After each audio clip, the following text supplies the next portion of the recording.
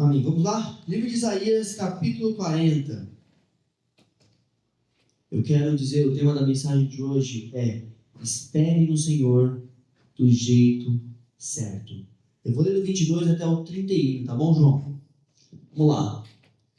Agora vai ser projetor, Paulinho, então vou virar Paulinho projetor. Aleluia. Ele é o que está assentado em seu trono, acima da cúpula da terra, cujos habitantes são para ele como gafanhotos. Ele é o que estende os céus como cortina e os desenrola como tenda para nela morar. Ele é o que reduz os príncipes a nada e torna inúteis os juízes da terra. Mal são plantados e semeados, e mal firmam raízes na terra. Ele sopra sobre eles, então secam, e a tempestade os leva como se fossem palha. Diz o Santíssimo: com quem me comparareis? Com quem eu me assemelho? Levantai os olhos e observai as alturas. Quem criou tudo isso? Foi aquele que coloca em marcha cada estrela do seu incontável exército celestial, e a todas chama pelo nome. O seu poder é incalculável, inextinguível a sua força, e por isso nenhum desses corpos celestes deixa de atender prontamente. Por que, pois, reclamas, ó Jacó? E por que te queixas, ó Israel? O Eterno não se interessa pela minha situação, o meu Deus não considera a minha causa. Não sabes, não ouvistes que o Eterno Yahvé, o Senhor, o Criador de toda a terra, não se cansa e nem fica exausto? Sua sabedoria é insondável, seu conhecimento incompreensível. Faz forte ao cansado e multiplica o vigor dos que estão fatigados. João, volta no 28 para mim, por favor, coloca na Ara.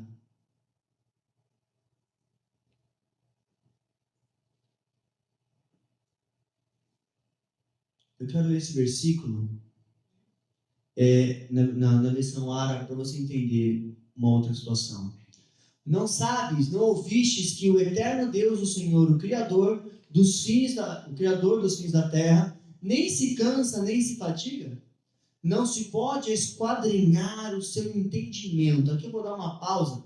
Pode voltar para King James, João. Não se pode esquadrinhar o entendimento do Senhor, ou seja, ninguém pode compreender o que está no pensamento do Senhor. E esse é um grande problema hoje da nossa sociedade. Muitas pessoas acham que podem esquadrinhar, identificar, ou descobrir o que está no pensamento do Senhor. Nós não sabemos. Ninguém pode esquadrinhar o pensamento, Deus quer fazer isso aqui. Ninguém pode esquadrinhar, a não ser se o próprio Espírito te revele. Se o Espírito não te revelou, não fale. Tem pessoas que matam ministérios, por quê? Porque essa pessoa não vai para frente, essa pessoa não vai avançar. Fica quieto. Tua opinião não serve de nada naquele momento. Pediram opinião? Não pediram, então fique quieto. Deus mandou você falar? Mandou, então você fala. Se Deus não mandou, fique quieto. Porque a gente não sabe do dia de amanhã. Eu lembro quantas e quantas vezes, muitas pessoas tinham medo até de me pegar o microfone, de eu falar uma besteira. E realmente, naquela época eu falaria. Eu não estava pronto. Estava imaturo. Talvez não conseguiria pegar e falar a tempo de nada. Talvez eu falaria um monte de groselha. Não estava maduro para aquilo. Mas quando chegou o tempo, Deus me levantou. Se naquele tempo atrás alguém chegasse em mim e falasse alguma coisa, isso aqui não é para você, desiste desse ministério, vai para outro. Brian está aprendendo a tocar contrabaixo. Já pensou se você chega no Brian e fala assim, Brian, esquece o contrabaixo, não dá para você não vai saber aprender. Vamos para outra coisa. Eu mato o menino. De repente, está aprendendo a se dedicar um pouco mais. Alguém que tem um pouco de paciência mais do que eu para ensinar, para que ele possa aprender, Na verdade, o que falta é vergonha na cara, Brian? Fala. Para poder...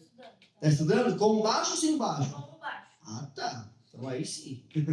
Então, o que está faltando? Aprender, estudar, praticar. Aí o que está faltando agora é as práticas junto aqui, Todo mundo praticando junto. Mas lá na frente ninguém sabe como é que ele vai ser. De repente ele vira um grande músculo, se torna o líder do louvor da Igreja Arca. Pensa a Igreja Arca com 200, 300 membros, o Brian liderando a equipe de louvor. Eita glória! É Deus que sabe. Eu vou pegar o menino agora que está começando, vou lá e mato o ministério dele? Não posso fazer isso. Pega o Lingo que está começando no carro, daqui a pouco a gente consegue uma bateria, ele começa a tocar bateria, toca tudo errado. Não, esquece a bateria, fica no carro. Não, vai tentar, vai treinar, vai se esforçar. Nós não sabemos o que está nos pensamentos do Senhor. Eu não sei qual é o plano do Senhor para ele. Mal sei qual é o plano para mim. Como é que eu posso julgar o plano para os outros? Então a gente tenta, através de uma situação ou outra, explicar o que está passando na cabeça de Deus. A gente não explica. Fala um monte de groselha. Aí sobe e fala assim no altar: eu estou sofrendo, porque Deus está tratando comigo, tá? Então eu estou sofrendo, não estou, tá? É só uma figura de expressão. Eu estou sofrendo uma situação, e aí, porque eu plantei algo e estou colhendo. Mas eu não quero reconhecer que eu plantei errado, e eu não quero reconhecer a minha colheita. Então eu falo o quê? As pessoas têm que passar comigo, você tem que sofrer o que eu estou sofrendo, você tem que se lascar como eu estou me lascando, porque foi que o Espírito me diz: mentiroso. Mentiroso. O Espírito de Deus não vai querer que outra pessoa sofra. Aonde está nas Escrituras que é a vontade do Senhor que o seu povo sofra? Correção é uma coisa, querer que sofra é outra. Israel plantou. Se você for ler Lamentações, você chora. Capítulo 1, eu fiz algo diferente. Eu peguei o capítulo 1 de Lamentações e fiz ele como se fosse uma carta de um pecador nos tempos atuais arrependido. É de chorar. Depois eu leio para vocês. Eu acho que eu vou falar sobre ela no domingo. Mas assim, enfim, nós não podemos descobrir o que está no pensamento do Senhor. Então cuidado quando você se sentir autossuficiente para falar alguma coisa que não deve. Para que nós não venhamos a matar o ministério de ninguém. Eu estava conversando ontem com o Ken, que trabalha comigo, né? Da fotografia, fotógrafo. E ele é católico, mas um católico roxo. E a gente conversa muito, a gente se respeita muito, as opiniões, né? Eu falo algumas coisas da igreja evangélica para ele que ele não conhece. Ele fala algumas coisas da igreja católica que eu não conheço, e a gente ali fica trocando informação, trocando conhecimento, né? Enfim, e ele falou uma coisa interessante. Ele falou que ele chegou no padre para se confessar, e ele falou assim: eu cheguei no padre, falando de ceia, né? Que eu acho lindo, que os católicos eles fazem a ceia tudo, e que para eles é outra coisa, né? É Eucaristia. Mas é quase a mesma coisa que a Santa Ceia. Eles fazem toda a missa. Toda a missa. Eu acho isso lindo. Falou: cara, isso é Bíblia. Tá lá. Fazer isso todas as vezes que se reunires, lembrando-se de mim, até que eu venha. É correto, todo culto é ceia. Está nas Escrituras. Mas não é tradição da igreja evangélica fazer isso. Então, se você passa a fazer isso, de repente te chamam até de errado. Isso é Bíblia, né? E ele fala sobre isso, ele está conversando, ele falou que antes da Eucaristia eles têm o confessionário, né? Ele foi se confessar para o padre, e ele falou assim: padre, eu cometi todos os pecados. Ele: como assim todos os pecados? Você matou? Aí, com as minhas palavras, sim. Às vezes, um tiro machuca menos do que palavras. Talvez em algum momento irritado, nervoso, eu tenha matado muita gente por aí. Até na minha profissão. Porque ele é um cara bem nervoso, né? Então, às vezes, nervoso, ele pega um trabalho de um fotógrafo que fez errado. Ele fala: isso aqui tá uma porcaria. Você fala que é fotógrafo, isso aqui é foto, Diego. Como é que eu vou apresentar isso aqui para o cliente? Né? Então, ele fala assim: com as palavras eu já matei, sim, muita gente por aí. E é uma baita de uma realidade. Às vezes a gente não controla o que sai da nossa boca, e com a nossa língua a gente mata o meu irmão. E a gente mata o que Deus quer fazer na vida daquela pessoa. Amém? Vamos continuar. 29, João. Vou ler 29 de novo. Faz forte ao cansado e multiplica o vigor dos que estão fadigados. Ora, até os adolescentes se cansam e ficam exaustos, e os jovens tropeçam e caem. Mas Aqueles que esperam no Senhor renovam suas forças, voam alto como águias, correm e não se fatigam, caminham e não se cansam. Amém? Só até aqui. O que eu quero fazer vocês entenderem? Que esse texto é uma revelação da grandeza de Deus, de quem Ele é, do seu poder, do seu domínio sobre todas as coisas. Ele está sentado sobre o globo da terra, então de lá de cima Ele consegue ver tudo o que existe.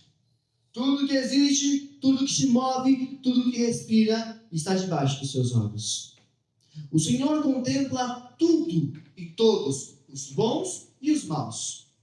E mais do que isso, Ele contempla a intenção do seu coração. Ele contempla tudo. Nada escapa do olhar do Senhor. Sabe aquele famoso ditado? Eu vou aqui que aqui ninguém vai me ver. Aqui ninguém está me vendo. Jesus está te vendo. Você acha que não, mas Ele está te vendo. Jesus estaria num lugar desse. Estaria sim. Como eu vi hoje um vídeo, que Jesus, ou o Senhor, ou o Espírito Santo, eles não estão em igrejas de parede preta, porque preta é treva. E não vou repetir o que ele falou para não levar um processo. Que ele fala que as pessoas, não é pessoa, perdão. Esquece. Vamos lá. Ele fala que preto representa treva, que o Satanás é preto, e não sei o quê. Enfim.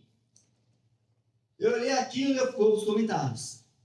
Aí muita gente falando, refutando esse cara, um grande pastor de uma grande denominação, reconhecido, e sim, isso vai causar muito efeito ainda para frente. Mas ele fala sobre isso, as pessoas comentam, algumas pessoas concordando, tá certo, é isso mesmo, porque o preto é treva, e Deus é luz, e luz é tudo claro, e tem que ser a melhor luz, e tem que ser tudo branco. E aí eu tive que comentar. Está lá no meu story, lá, se você quiser. Eu até publiquei no meu story do Instagram. Eu tive que comentar. E comentei. Qual que era a cor das paredes do Senhor Jesus? Qual era a cor do teto da igreja de Jesus?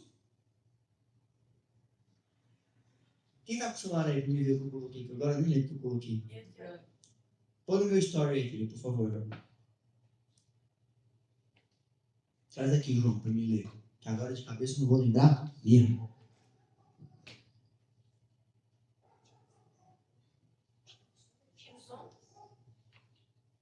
Pode tirar o som, porque vai aparecer ele falando. Eu coloquei o vídeo dele e o meu comentário. Traz aqui, terra. Aleluia. Eu sei que esse cara começou a falar, e eu falei, não é possível, não. Vou ter que comentar. E aí veio um problema. Saber comentar sem que tenha um problema, maior. Eu coloquei assim, Qual eram as cores da parede da igreja de Jesus? Qual era a cor do teto da igreja de Jesus? Qual o sentido bíblico sobre tal tema? Por acaso, são as cores que salvam?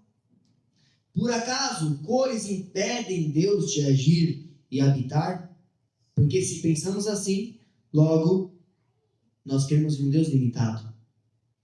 A igreja de parede preta, Deus não habita. Então, por quê? Deus não pode habitar num templo de parede preta? Ele pode. Quem somos nós para esquadrinhar o pensamento de Deus?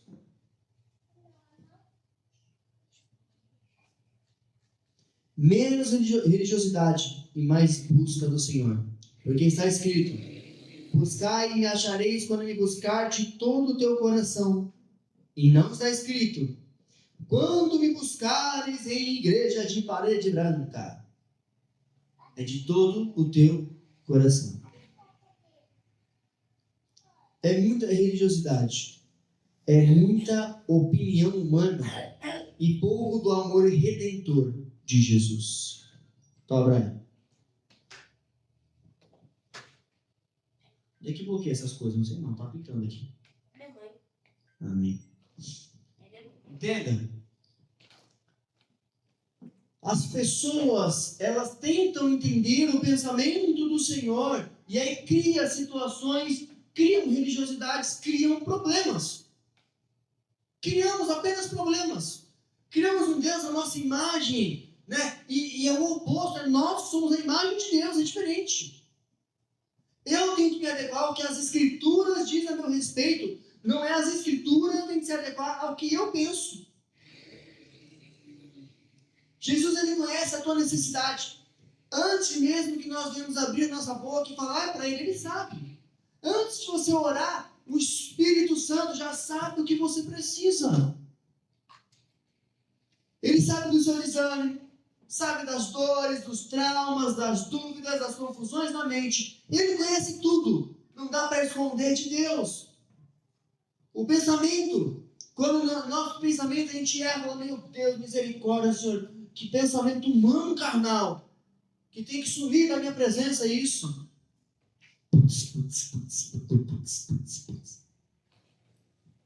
Vai mexendo uma coisa e interferência com outra, né? Oh, maravilha, aleluia.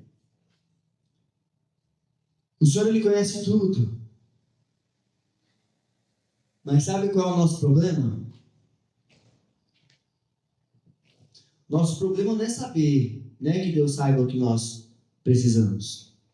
Nosso problema é não saber esperar no Senhor. Tá ruim aí, filho? Misericórdia, hein?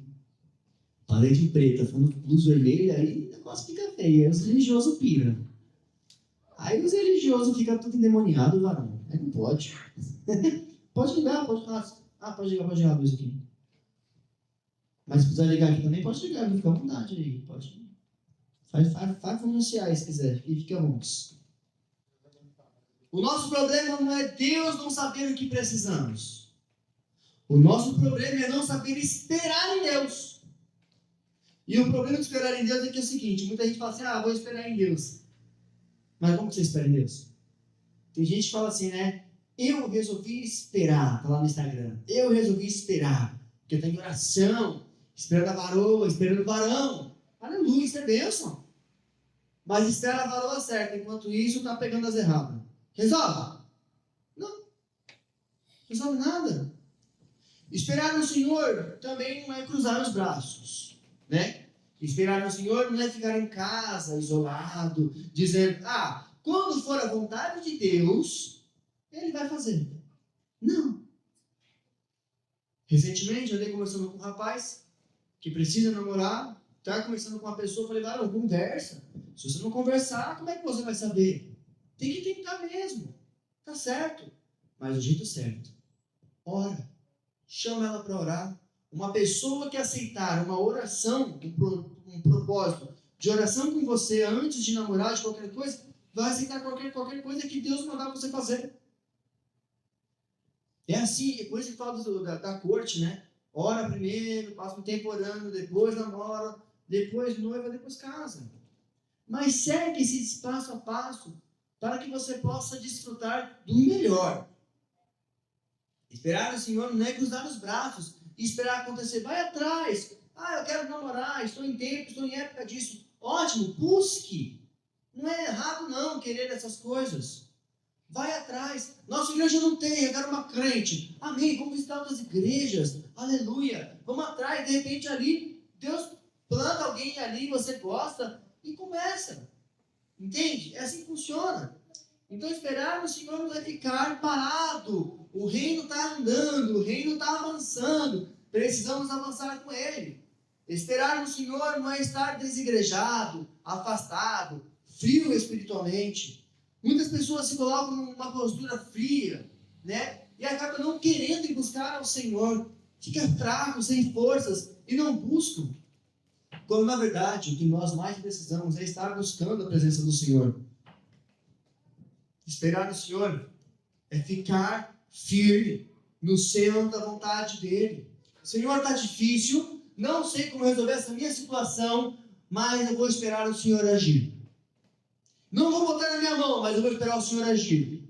E você vai ficar parado? Não, tu vai orar todo dia. Senhor, lembra da minha causa. Senhor, te apresenta a minha causa mais uma vez. Senhor, atenda a minha causa em nome de Jesus. Senhor, me fortaleça, me prepara para o que eu estou pedindo. É o tempo todo ativo, firme. Não largar lá e ficar, meu Deus, não aconteceu ainda. Ai, Jesus, será que não vai fazer? Ai, Senhor, será que não? Não, saia dessa estagnação. Continua com fé, avançando, com firmeza. Senhor, ainda não aconteceu, mas eu creio que o Senhor é fiel. Eu creio que vai acontecer. Confesso aos irmãos, eu estava um pouco preocupado. Algumas contas para pagar, pagamos as contas da igreja. E aí eu falei, meu Deus, agora as minhas acabou. Eu peguei o dinheiro que eu tinha e coloquei. Falei, agora não tenho, eu tenho a minha, como é que vai fazer? E daqui a pouco, pum, ganhei um pix na minha conta. Eu falei, oh, glória, aleluia. Fui e comecei a pagar minhas contas. Então, inesperado. Então, assim, é Deus operando. O que é isso? Fidelidade. Confiança no Senhor. Esperar, é continuar orando, buscando, servindo o Senhor, adorando, vindo nos cultos. Mesmo quando parece que nada muda, sabe quando parece que nada muda, está tudo do mesmo jeito, a coisa continua feia, as brigas em casa, a confusão, família, filhos desobedientes, está tudo do mesmo jeito. Continua buscando, continue firme, continue servindo, continue adorando. Esperar no Senhor não é dizer, esperar no Senhor é dizer, eu não vejo, mas eu confio. Esperar no Senhor é dizer, eu não entendo o Senhor, mas eu vou permanecer.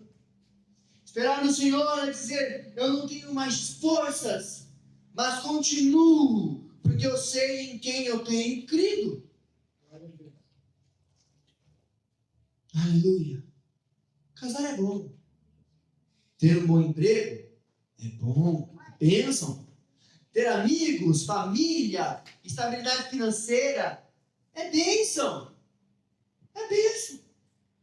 Mas Jesus não morreu na cruz para te dar essas coisas. Ele morreu para te dar salvação. Família é bênção do Senhor, casamento é bênção, bom emprego é bênção. Mas o perigo está quando começamos a trocar a bênção pelo abençoador, o abençoador pela bênção. Eu tenho a presença do abençoador do meu lado. Recebo a bênção. Abandono o abençoador. Hoje eu não vou para o culto porque eu tenho que trabalhar. Mas está no contrato que você tem que trabalhar naquele dia, naquele horário?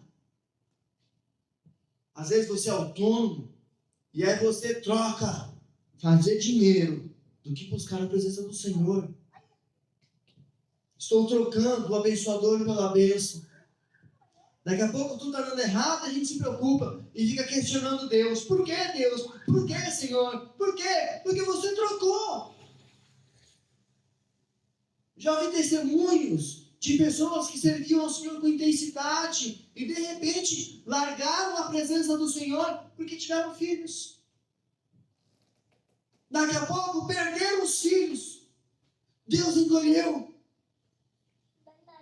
Escuta. Pessoas que oram para casar, quando casam, abandonam Deus, abandonam o chamado, abandonam o ministério. Trocaram o abençoador pela bênção. Não troque o Senhor por nada que Ele pode te entregar. Não troque o abençoador por qualquer bênção, porque a bênção vai virar maldição. Quantas vezes o crente se aproxima de Deus porque está precisando de alguma coisa? Aí quando a bênção chega, se afasta, não quer mais saber, some. E quantas vezes oramos, mas quando estamos em necessidade? Quando nós estamos necessitados, oramos com intensidade. Quando a igreja está passando aperto, coloca o povo para orar, jejuar, tudo. Quando está tranquilo, para. Os votos financeiros é só quando tem necessidade, né? Quando Deus manda.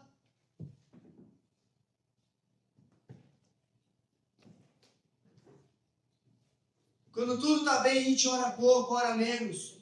Não busca mais monte. Não oferta. Não faz voto com o Senhor. Sabe por que essas coisas acontecem com a gente? Porque Deus quer nos ensinar a esperar nele, a confiar nele. Esperar em Deus é confiar, é descansar na certeza de que Ele continua no trono e nada foge do controle das suas mãos. Isaías termina dizendo, coloca aí, João, o último versículo, por favor. Versículo 31, isso. Mas aqueles que esperam no Senhor renovam suas forças, voam alto como águias, correm e não se fatigam, caminham e não se cansam. Muitos crentes estão desanimados, fracos, sem força para buscar o Senhor, porque desistiram de se permanecer firmes. Desistiram, pararam de confiar. Não é os que esperam no Senhor renovarão suas forças. Não é os que desistem. É os que esperam no Senhor. Continuam buscando, continuam insistindo, continuam tentando, continuam indo. E o Senhor renova a sua força. Não é os que se afastam, mas é os que esperam, firmes no Senhor, buscando no templo, nas casas, orando, clamando ao Senhor. Deus não prometeu ausência de luta, mas Ele garantiu força em meio a todas elas. Prometeu renovo em meio ao cansaço. Prometeu asas como águias para estarmos voando acima das tempestades. Voando como a tempestade do carro está caindo, pegando fogo. Eleve os meus olhos para o monte de onde vem o meu socorro. Meu socorro vem do Senhor que fez os céus e a terra. Entenda, eu confio em Ti, Senhor. A coisa aqui está feia, está tudo dando errado, o dólar está nas alturas, a gasolina está tudo alto, mas eu confio no Senhor.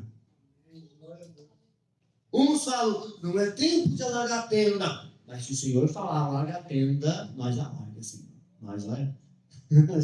A gente alarga. A gente vai para cima. Nunca se esqueça. Quando sua fé começar a vacilar, quando a oração se torna pesada. Esse texto aqui eu tirei de um livro que eu estou lendo, que eu ganhei no meu aniversário, que é... Esqueci o nome do livro. Hã? Não, esqueci agora o nome do livro. Qual é o nome do livro, João? Você que me abençoou, varão. Do Som de Jesus. Arte da Guerra. Arte da Guerra. Hã? Não sei o que lá, sabe? Arte da Guerra. E lá ele fala sobre várias estratégias de guerra, sobre várias coisas. Eu gosto de ler essas coisas porque nós estamos dentro de uma guerra, querendo ou não querendo, nós estamos dentro dela. Que é a guerra espiritual. Todos nós participamos dela, somos participantes. E você é um soldado do Senhor.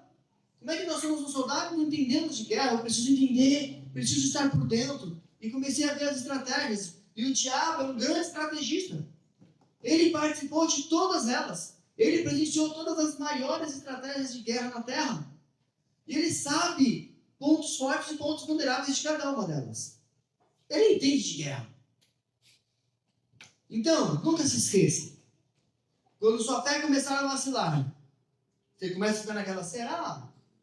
Quando a oração se torna mais pesada, sabe quando dá para orar? Ai, quero parar de orar logo, preciso vontade de fazer as coisas. Tudo tira a sua atenção da oração. O entusiasmo pelo reino começa a diminuir. Você perde a vontade. Você chega na igreja e fala, não vai acabar o mundo, não. Estou aqui porque eu tenho que estar, porque daqui a pouco eu já quero ir embora. O entusiasmo começa a diminuir. A chama do Espírito parece se apagar. O louvor está caindo, o fogo está aqui.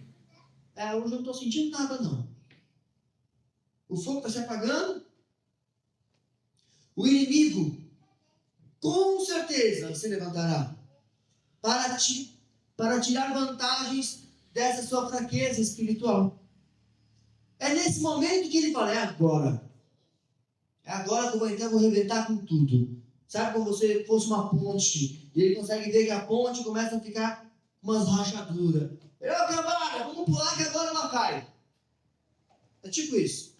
Então, quando o cansaço dominar, quando os recursos começam ali parecerem escassos, O ânimo começa a se perder, a vontade começa a parar. Satanás tentará ocupar o espaço que sua rendição abriu. Vem os problemas, vem as afrontas, vem os conflitos, e eu começo a desanimar, eu começo a desistir, eu começo a não acreditar mais, eu começo a não esperar no Senhor. E o diabo vê tudo isso. Ele fala, e agora? Ele está vulnerável. Então o diabo, Satanás, tentará ocupar o espaço, porque ele vai falar, lá, se rendeu para as tentações. Olha lá, se rendeu para o problema, está tentando fazer, colocou na mão de Deus, desistiu, não espera mais, se entregou. Ele é paciente, o diabo é paciente, e ele espera o momento em que o soldado de Cristo baixa a guarda. Sabe uma das estratégias de guerra? É cercar, é chamado de cerco e duplo cerco, mas vamos colocar somente como cerco. Tem uma cidade e o povo quer dominar aquela cidade, mas as muralhas são fortes. Os soldados ficam ali em cima, né? Se aproximar, você vai levar um monte de flechada. O que eles fazem? Fecham as estradas, fecham o cerco em toda a cidade. Nada entra naquela cidade, nada sai dela. E aguarda, espera. Sabe por quê? O alimento vai acabar. Talvez a água acabe também, se tiver um tempo de seca. Aí as fontes de água vocês fecham. Eles fecham. Então não entra nada, não cresce mais nada ali dentro. É só esperar. Vai morrer de fome. Daqui a pouco está todo mundo fraco, começa a ter um problema, um carro lá dentro deles mesmo. É uma estratégia de guerra. E o diabo faz isso. Paciência é a maior estratégia. Ele vai lá, você está lá queimando por Jesus, botando fogo. Ele está queimando? Peraí. Aí vai lá no seu trabalho, tem um probleminha aqui, solta um cavalo, lembra da história de soltar um cavalo? Vai no seu trabalho, solta um cavalo. Daqui a pouco ele vai em outro lugar, na sua casa, vai lá e solta outro cavalo. Daqui a pouco ele te cutuca. Daqui a pouco quando você vê, pronto, já perdeu as estribeiras. E ele te conquista. Satanás é paciente. E quando você baixar a guarda, ele vai entrar com tudo. Por isso vigiai e orai, porque nenhum homem, por mais sábio ou experiente que seja, na fé, é capaz de evitar as consequências de baixar a guarda. Baixou a espada, o diabo vai entrar com tudo. Aqueles que param de lutar, perdem o terreno. Por isso que a palavra fala, aqueles que permanecem firmes, fortes, né? Mas aqueles que permanecem firmes, mesmo cansado, continuem para a igreja. Mesmo exausto, continuem buscando ao Senhor. Encontrarão no Senhor a força para continuar, pois está escrito, os que esperam no Senhor renovam as suas forças, sobem com asas como águia, correm e não se cansam, caminham e não se fatigam. Então espera no Senhor, confia nele. Não se mova pela ansiedade no seu coração, se mova pela fé no Senhor, sobre aquilo que Ele colocou em você. O Senhor acredita em você. A questão é você acredita em você mesmo? Não saia do centro da vontade de Deus por causa do tempo de espera. Ai, tanto tempo e nada acontece, tanto tempo e nada acontece. Não para, continua. Buscai, pois, em primeiro lugar o reino de Deus e a sua justiça, e todas essas coisas não serão acrescentadas.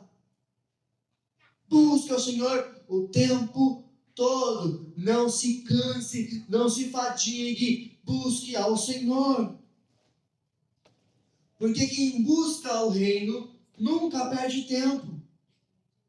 Buscar ao Senhor não é perder tempo. Vou ensinar uma coisa aqui para vocês, até que muitos comerciantes utilizam. Eu tenho uma barbearia, certo? Eu abro ela lá de terça a sábado. Terça até corta com os cabelos. A língua já está dando nó. Aleluia. Os cabelos. Jesus. É que é a mulher do cabelo. Cabelo. Então, eu corto os cabelos. corto os cabelos. E o que acontece? Terça eu corto alguns, chega a quarta e quinta, eu não corto nada. Aí eu vou cortar para sexta e sábado. O que eu posso pensar? Então eu vou abrir só de terça, sexta e sábado. Certo? Estou perdendo meu tempo ali aberto. Não estou perdendo meu tempo. Eu estou fazendo vitrine. Fazer vitrine significa possíveis clientes estão passando na frente e estão te vendo aberto. Um dia entra. Quando tiver naquele desespero, nossa, vamos cortar cabelo. Onde eu vou cortar? Aqui tem um salão. Eu vou ali cortar cabelo. Daí a pessoa vai lá. Então, para quem é lojista, sabe que abrir a loja e não vender nada não é tempo perdido. Fez vitrine. Seu comércio ficou aberto, possíveis clientes passando na frente e viu. Um dia entra. Quando precisar de alguma coisa que você está vendendo, ele vai entrar. É um princípio. Certo? Então, é a mesma coisa no reino do Senhor. Você vem para a igreja, busca o Senhor todo culto e nada acontece na sua vida. Mas você continua firme. Você continua buscando. O diabo fica o quê? Essa pessoa é petulante. Ela não vai desistir nunca, não é possível. Tanto problema que eu estou fazendo não vai embora. Por isso que Jesus disse, resisti ao diabo e ele fugirá de vós. Como eu resisto ao diabo? Rendendo aos problemas? Não, buscando ao Senhor nos problemas. Como que eu resisto ao diabo? Correndo para fazer alguma coisa quando eu só precisava esperar no Senhor e confiar nele? Quem espera no Senhor nunca sairá decepcionado. Se coloque de pé em nome de Jesus.